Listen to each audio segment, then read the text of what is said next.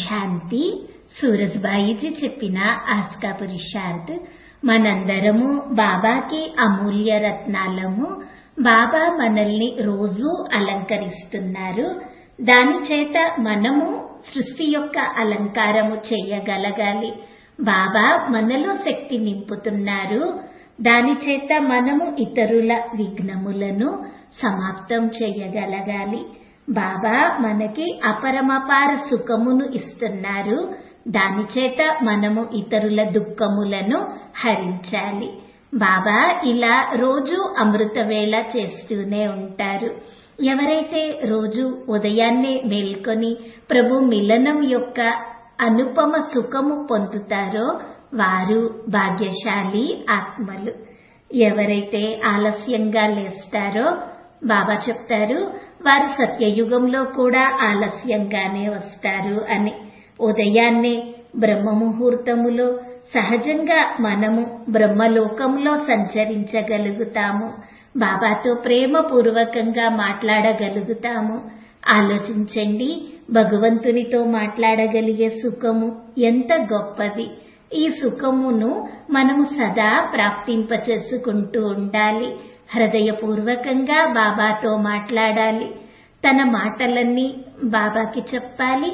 బాబా చెప్పేది కూడా వినాలి. కొంతమంది బాబా చెప్పేది మాకు వినిపించదు లేక అర్థం కాదు అంటారు. కానీ ఎవరి బుద్ధి లైన్ క్లియర్గా ఉంటుందో, బుద్ధి ఎంత స్వచ్ఛంగా ఉంటుందో వారికి బాబా చెప్పేది వినిపిస్తుంది.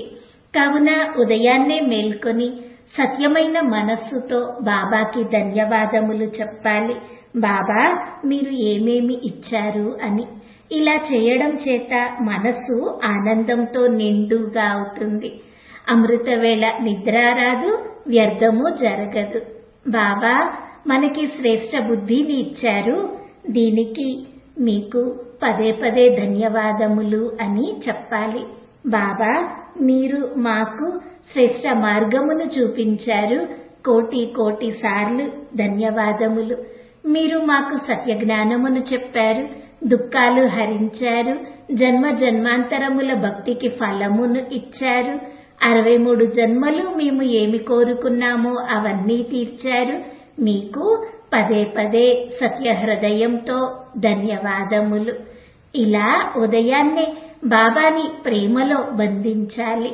అనుభవం చేసుకోవాలి బాబా మనకి ఎంత సమీపంగా ఉన్నారు, మనము తనకి ఎంత అధికారులైన పిల్లలము అని. ఉదయాన్నే బాబా వరదానములను కూడా ఇస్తారు. కానీ ఆ వరదానములు ఎవరి బుద్ధిలో ధారణ జరుగుతాయి అంటే చాలా కాలంగా ఈశ్వరీయ నశాలో ఉండేవారికి. ఉదయాన్నే బాబా పొరపాట్లని క్షమిస్తారు కూడా. కానీ ఎవరైతే బాబాతో సత్యంగా ఉంటారో, ఎవరైతే పొరపాట్లు మరల చేయరో వారికి ఉదయాన్నే బాబా విజయమాలలో వచ్చేందుకు ఆశీస్సులని లేక వరదానములని ఇస్తారు. కానీ ఎవరైతే సదా శ్రేష్ట పురుషార్థ తపనలో ఉంటారో వారికి. మరి మనము తన జోలిని లేక ఒడిని తెరచి పెట్టుకోవాలి. బాబా నుండి సర్వస్వము ప్రాప్తింపచేసుకోవాలి. ఆ తరువాత జంపు చేసి పరంధామములో జ్ఞాన సూర్యుని కిరణముల కింద కూర్చుండిపోవాలి. అనుభవం చేసుకోవాలి బాబా యొక్క సమస్త శక్తులు నాలో ఇమిడిపోతూ ఉన్నాయి అని.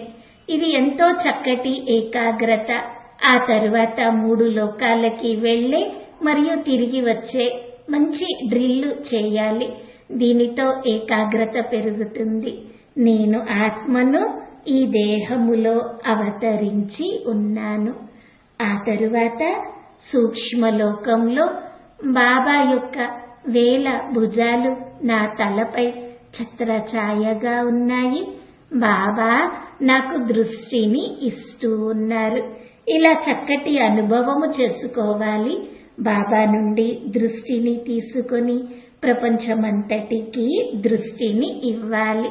ఆ తరువాత మరలా పరంధామములో సర్వశక్తివంతుని వద్ద నిలచి ఉండాలి. అక్కడ నుండి మరలా ఈ దేహములో అవతరించాను అని మంచి భావన కలిగించుకోవాలి. ఈ అభ్యాసము రోజు అమృతవేళ మనందరము చేయాలి. ప్రపంచమునకు సకాశ్ ఇవ్వాలి. మనము అమృతవేళ తన భాగ్య శ్రేష్ట రేఖలు బాబా చేత గీయించుకోవాలి. ఇటువంటి కాలము మరలా రాదు. నిద్రపోయే కాలము మరలా తరువాత కూడా ప్రాప్తించేదే. తన దినచర్యని ఎలా సెట్ చేసుకోవాలి అంటే సమయానికి నిద్రించాలి. 4 గంటలకల్లా సంపూర్ణ జాగృతితో ఉండాలి. భోజనము కూడా ముందుగానే 8 గంటలకే పూర్తి చేయాలి. తక్కువగా తీసుకోవాలి. అప్పుడు భారంగా శరీరము ఉండదు. ఇలా రోజు అమృతవేళ యొక్క ఆనందమును పొందుదాము. ఇంకా ఈ రోజంతా 3 లోకములలో రమించే డ్రిల్లు చేస్తూ ఉందాము. ఓం శాంతి.